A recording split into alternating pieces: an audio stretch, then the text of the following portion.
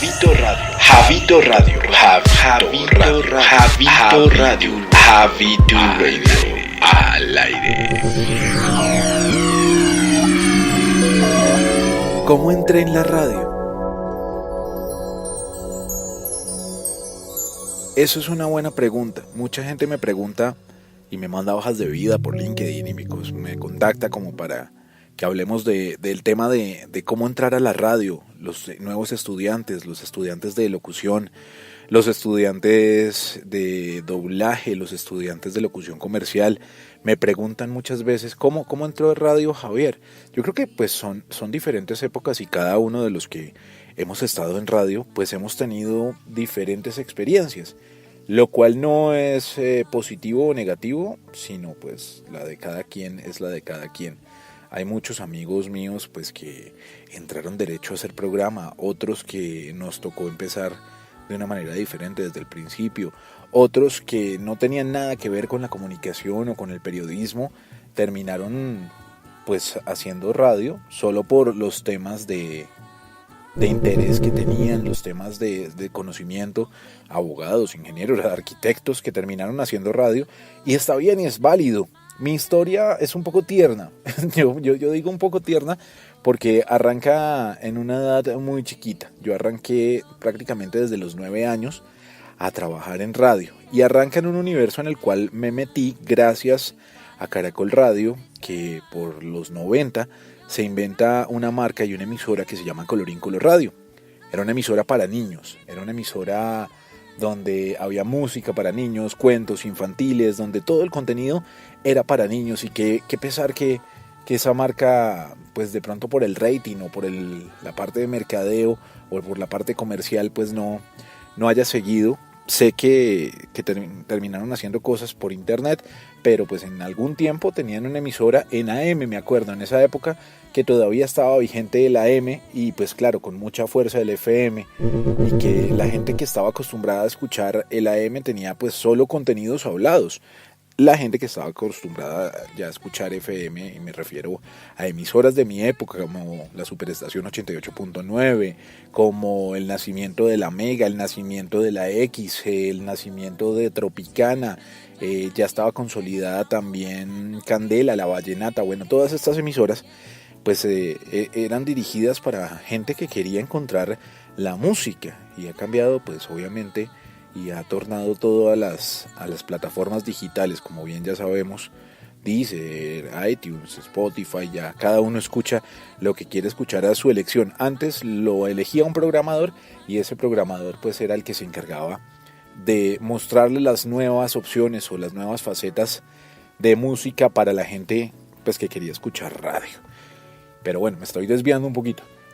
Arranca esa fantasía y esa ilusión, y yo arranco como arrancan muchos, imitaba un poco lo que hacían mis amigos de la radio en Colorín Color Radio.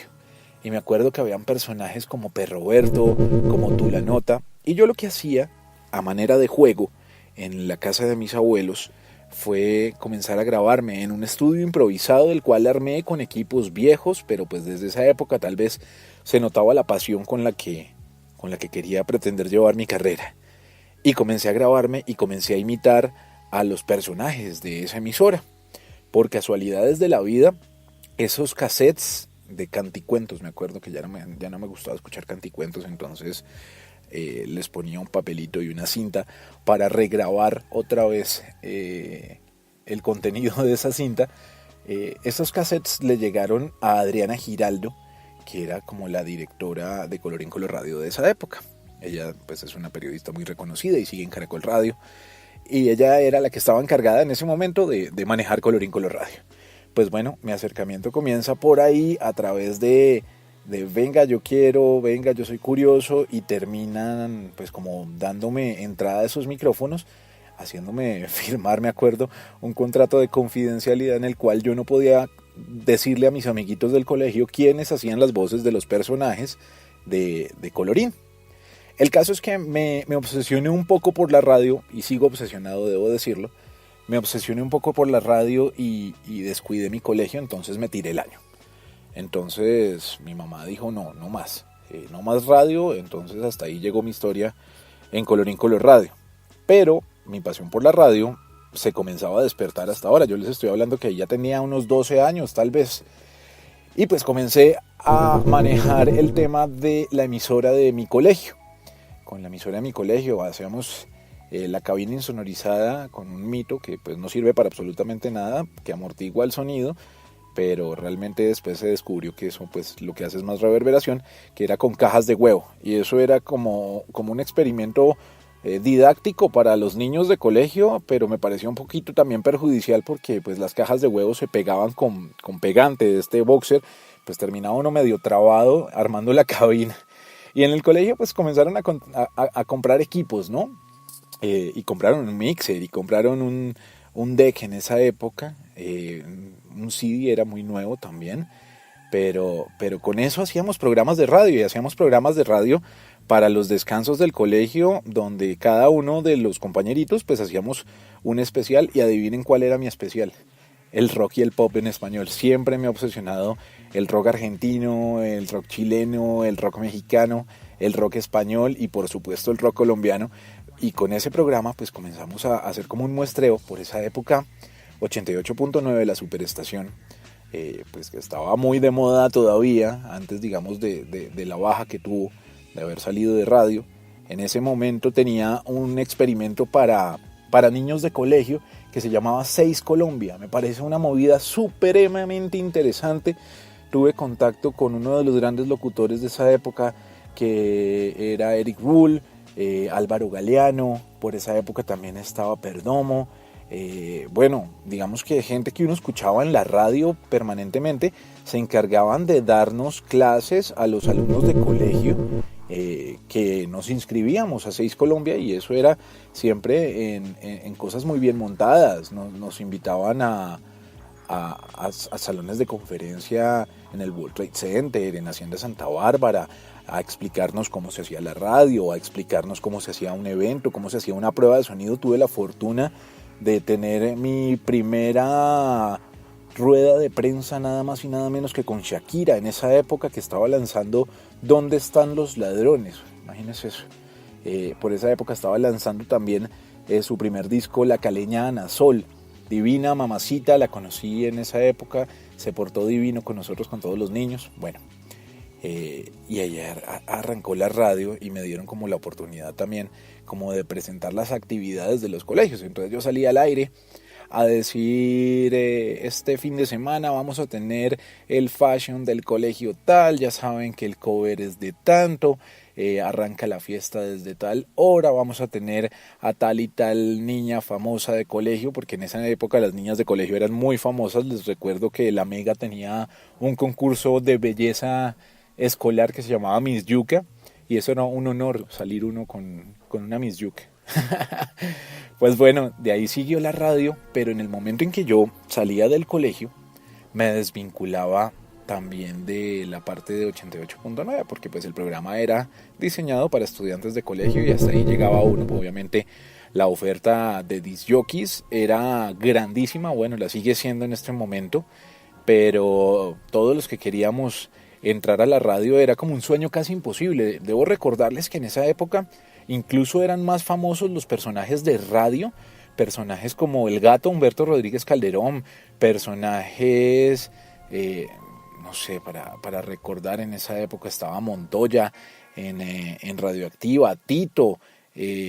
Bueno, había muchísima gente que era muy, muy, muy famosa, muy reconocida, y era incluso más famosa por la radio que los mismos que aparecían presentando en televisión. Con eso les digo todo. Entonces era un camino difícil, digámoslo así, para entrar de primerazo en la radio. Varios de esos compañeros de 6 Colombia evidentemente siguieron la carrera y siguieron haciendo radio. Yo después me vine a encontrar con William Rico, por ejemplo, que hoy en día pues está en RCN, en televisión, pero con William también digamos que compartimos 6 Colombia, y después, mucho tiempo después, nos vinimos a encontrar en lo que fue Vibra, que antes se llamaba La Estación. Pues da la casualidad que me voy a acompañar a un evento de la empresa donde trabajaba mi mamá, y me voy a curiosear a ver quién está detrás de los equipos. Y ahí conocí a un personaje que fue clave en mi vida. el señor Jorge Luis Guijo. Él en esa época tenía un programa de radio en donde les digo, en 104.9, que era la estación, junto a Juan Carlos Gidelman, un programa diseñado por Jackie Haikal, la adoro con todo mi corazón, una gran programadora de toda la movida anglo. Y el programa del túnel del tiempo era encantador porque rescataban la música, las historias, los datos que ustedes no se imaginan en una época pues donde no había internet. Eso era de libro y de conocimiento. Y yo llegué a la radio a la época donde había biblioteca dentro de la emisora y tocaba investigar con libro. Eso no es como hoy en día, busquen internet y ahí va a encontrar todo, no. Eso era una época donde definitivamente había que saber de música para poderse meter en la radio. Pues Jorge Luis como que habla conmigo, yo tendría 16 años, yo le cuento mi experiencia en 88, mi experiencia en Colorín, y él me dice muy aterrado para esa época, o sea, usted tiene 16 años y ya tiene 2 emisoras encima, usted tiene que seguir en el mundo de la radio, venga, yo lo presento. Pues me invitó a mis 16 años a El Túnel del Tiempo. Para mí era muy raro porque yo no conocía la emisora, no sabía ni siquiera que existía la estación. Pues obviamente las emisoras que uno escucha en la adolescencia pues son muy diferentes. Esta era una emisora un poco más adulta, una emisora que tenía un noticiero en ese momento que se llamaba Contacto, que hacía el señor William Minasco y que lo hacía con gente muy importante, Néstor Morales, incluso Jaime Garzón estuvo en ese noticiero. Y después del noticiero arrancaba música anglo, muy a la buena época de la W, donde no todo era radio hablada, sino que había una segmentación de música anglo. Pues bien, ese día me presentó por curiosidad un domingo a las 6 de la tarde, una cita muy muy rara en una emisora, y curioso haber encontrado pues al dueño de la compañía trabajando. Me presentó a William Minasco, quien me dio la oportunidad y me dijo, ¿quiere venir a hacer prácticas? Bienvenido. Pues así fue. Yo arranqué a hacer prácticas y era chistoso porque yo entraba a las 10 de la mañana, ya había salido del colegio, claro, y estaba comenzando como otros estudios, pero yo llegaba a las 10 de la mañana y le hacía control a una productora que en paz descanse, me ayudó muchísimo, que se llamaba Aide Baracaldo. A las 12 del mediodía me acuerdo mucho que entraba John F., mi querido amigo John F., uno de los locutores más importantes del país, que ha hecho tanta radio en diferentes emisoras, pues le hacía asistencia a John F., y a las 2 de la tarde me pasaba a la otra emisora de esa cadena. En ese momento la cadena se llamaba WB Radio Televisión, William Minasco Radio Televisión, lo que hoy en día es Radiópolis, que son los mismos dueños de Candela y de Vibra. Pues bien, a las 2 de la tarde me pasaba a Candela a hacerle control a un disc jockey que se llamaba Javier Sánchez. Con él también aprendí mucho de música tropical. Y ahí comienza como una carrera bien importante de muchos años a través de esta compañía de Radiópolis, de W, con la que estuve mucho tiempo, con la que estoy muy agradecido porque gran parte de lo que sé, mis amistades más grandes, pues son de esta emisora. Pues bien, ahí comienzan a ponerme con un cargo que en esa época se llamaba supernumerario. Los supernumerarios lo que hacían era reemplazar a los que tenían como el puesto fijo para que tuvieran descanso. Pero entonces yo entraba a las 10 de la noche y salía a las 6 de la mañana. El turno de bombillo. Y en el turno de bombillo hacía en la estación, todavía no existía Vibra, un programa que se llamaba Noches de Beverly Hills. Las Noches de Beverly Hills, que la programaba Jackie Haikal. Y era pura música anglo, balada romántica, que pues para un pelado era un poquito complicado de entender, pero ahí comencé a conocer muchísimo de la historia de John Lennon, de Paul McCartney, de R.E.M., de Guns N' Roses, de Queen, bueno, de toda esta cantidad de grandes a través de la música, pero ni siquiera de éxitos de los 90. Les estoy hablando que era una emisora y una programación que ponía éxitos de balada romántica de los 70, por ahí más o menos. Entonces no era tan digerible. Y a veces me tocaba hacer programa también en Candela, de los domingos como de 6 de la mañana hasta las 2 de la tarde. Eran turnos larguísimos. Y esos domingos me tocaba escuchar como todo lo contrario. Era la viejoteca. de Candela, era la música para pasar el guayabo. Y fue cuando realmente pues comenzamos a hacer radio en forma, ¿no? Ya cuando comenzamos a abrir los micrófonos, cuando ya no solo somos productores o operadores de audio, siempre con el sueño, por supuesto, de aparecer en la radio, pues hay muchos chascos por ahí para contar y hay muchas historias por ahí para contar. Pero para resumirles un poco, comienzan a abrirse los caminos. Arrancamos también a hacer un programa en los domingos que se llamaba Montándola. Ese programa nos lo inventamos con otro amigo que se llama Alex González, que ya era locutor en esa época de la estación. Y salíamos, uno se quedaba en la cabina poniendo música y el otro se iba para la ciclovía a transmitir. Y nos turnábamos. Cada fin de semana pues cambiábamos y poníamos muy buena música, poníamos muy buen rock en esa época en la estación en 104.9, donde todavía que no estaba la restricción de la música en español, que es una historia para más adelante. Pues bueno, ahí siguió el camino, siguió también las oportunidades de ir creciendo, me dieron la oportunidad de en ese momento ser el director de eventos de la cadena. Era una responsabilidad grandísima porque era hacer los eventos de colegio por el lado de la estación y los eventos de universidades y también los eventos masivos que hacía Candela, que en esa época era muy muy importante Candela porque era como la emisora que manejaba el vallenato y con el vallenato se hicieron un buen nombre y trabajó mucha gente muy muy importante del vallenato en esa época. Y comencé a hacer también el turno de los sábados, que ahí cambió como toda la historia para mí y yo creo que también para Vibra. Porque comenzamos a hacer especiales desde las 6 de la mañana hasta las 6 de la tarde de un espacio que se llamaba Los Sábados en Español. Con Los Sábados en Español, en la mañana estaba un compañero gran productor, un amigo que se llama Ricardo Romero, y yo arrancaba a las 2 de la tarde hasta las 6 de la tarde a presentar la música en español. Y fue ahí donde nos encontramos con toda la música de Charly, de Fito, de Soda Stereo, pues de los baladistas también, Alberto Plaza, también estaba Rosana, Rosario, bueno, en fin, comienza a abrirse como toda esa programación en español y ninguna emisora en este momento en Colombia manejaba el tema de la música en español o del rock en español. La mayoría se dedicaban como al anglo, al pop y a lo que pasaba en el momento, o ya las que eran tropicales o las de noticias, punto. Pero no había una emisora especializada en música en español.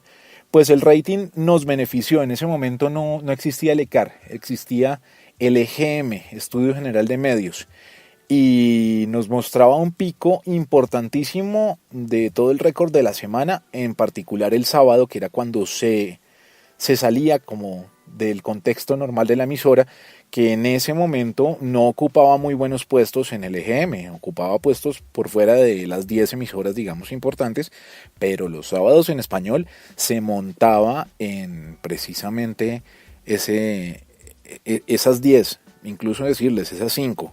Y eso como que comenzó a fabricar ideas en un equipo de trabajo que teníamos que era importantísimo. Ya Karen Vinasco, que pues es la vicepresidenta de Radiópolis y en su momento era la directora de la estación, comienza a darse cuenta. Estaba también por ahí en el equipo Carlos Javier Méndez, mi mentor y gran amigo. Estaba Félix San Jordi, locutor co, que es uno de los podcasters más importantes del momento y de las voces comerciales más importantes de Colombia. Estaba Alex González, estaba William Rico. ¿Quién más estaba en esa época? Estaba Toño, por supuesto, ya había entrado Toño al equipo de trabajo.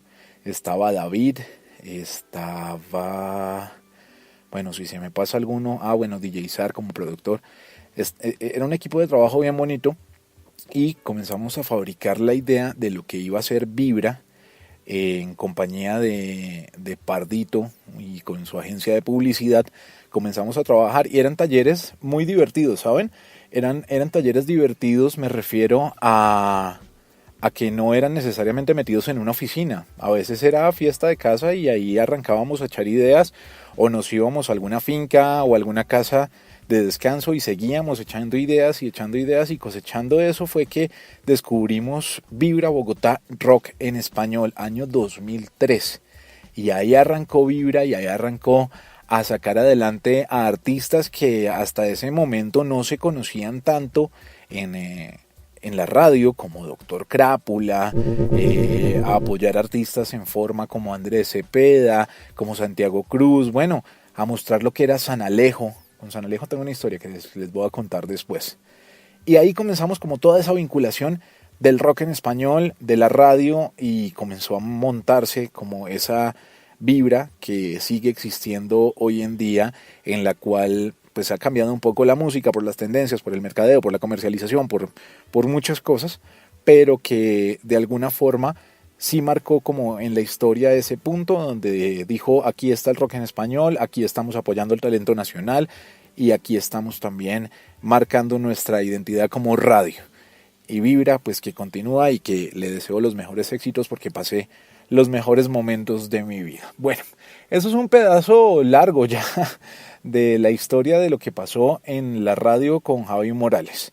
Eso es una historia larga que tendrá muchos bemoles, como dicen los músicos, muchas historias para contarles, y que poco a poco les iré contando aquí en el canal. Ya saben que pueden seguirme en cualquier red social, estoy como @JavitoRadio. El podcast está para que lo recomienden, lo pueden hacer buscándome en Spotify, en Spreaker, estoy también en iVoox, en YouTube también hay canal. Bueno, ahí hay muchas plataformas donde nos podemos encontrar. A ti gracias por estar aquí, a ti gracias por escuchar, y en una próxima hablamos más de música y hablamos más de radio. Un abrazo.